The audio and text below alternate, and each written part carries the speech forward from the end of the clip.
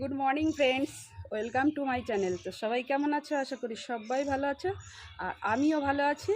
আর দেখতেই পাচ্ছ, সকালবেলায় উঠে সমস্ত কাজ করে আমি কিছু জামা কাপড় কেচে নিয়েছি। এখানে আছে, এই যে সমস্ত জামা কাপড় কেচে নিয়েছি। কেচে এখন যাব রান্নাঘরে। তো প্রচণ্ড গরম বন্ধুরা, বুঝতেই পারছো, আর গরমে ভালো লাগে না। তো আমাদের এখানে এখনও বৃষ্টি হয়নি বন্ধুরা। তোমরা বলছিলে অনেকেই যে বৃষ্টি হয়েছে কি না, তো আমাদের এখানে বৃষ্টি হয়নি। তো তোমাদের ওখানে কাদের কাদের ওখানে বৃষ্টি হয়েছে অবশ্যই কমেন্ট করে জানিও। আর বৃষ্টি না হওয়ার কারণে এত গরম।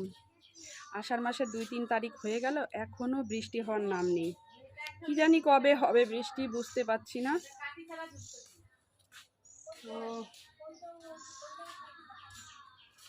তো যাই হোক, চলো এখন যাব রান্নাঘরে।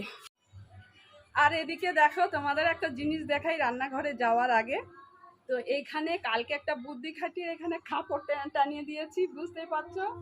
একটা জামও খেতে পারি না, সব পড়ে পড়ে নষ্ট হয়ে যাচ্ছে।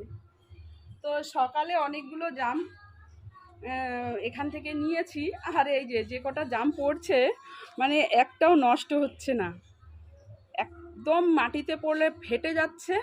সেই জামটা আর খাওয়া যাচ্ছে না, মাটি ঢুকে যাচ্ছে। তো কালকে এই কাপড়টা টানিয়ে দিয়েছি, বুঝতেই পারছো।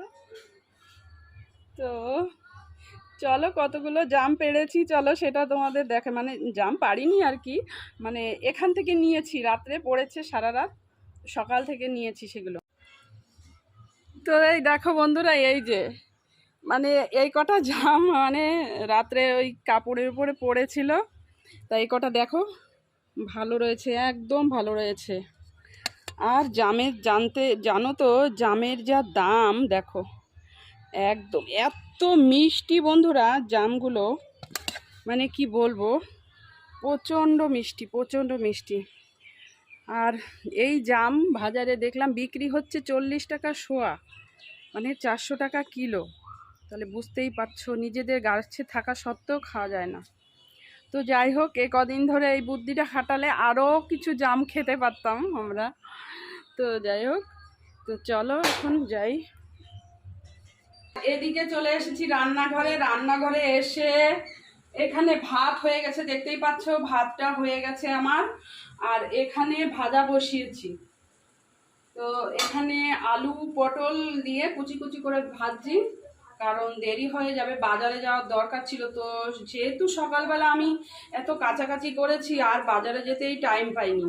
তো এখন ভেবেছি আমি এখানে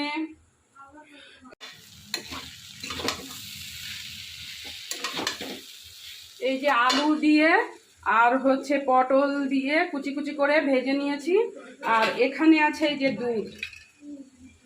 এখানে দুধ রয়েছে। তো ভেবেছি এটা দিয়ে এখন খাবো, খেয়ে সকালের খাবারটা খেয়ে চলে যাব।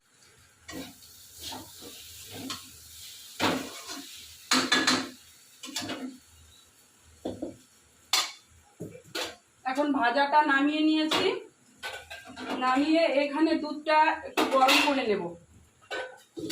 আর এই ভাজাটা এখন এই বাটিটা নামিয়ে নেব।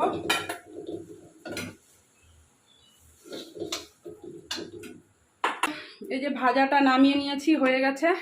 আর দুধটা বসিয়ে দিয়েছি। আর দেখতেই পাচ্ছ, মানে গরমে মানে এক সার হয়ে যায় সারাক্ষণ, মনে হয় এই গরমে আগুনের কাছে আরো বেশি কষ্ট হয়, একদম ঘামতেই থাকি। তো যাই হোক, এখন আর চলে এলাম এখন একটু পাখার হাওয়া খেতে।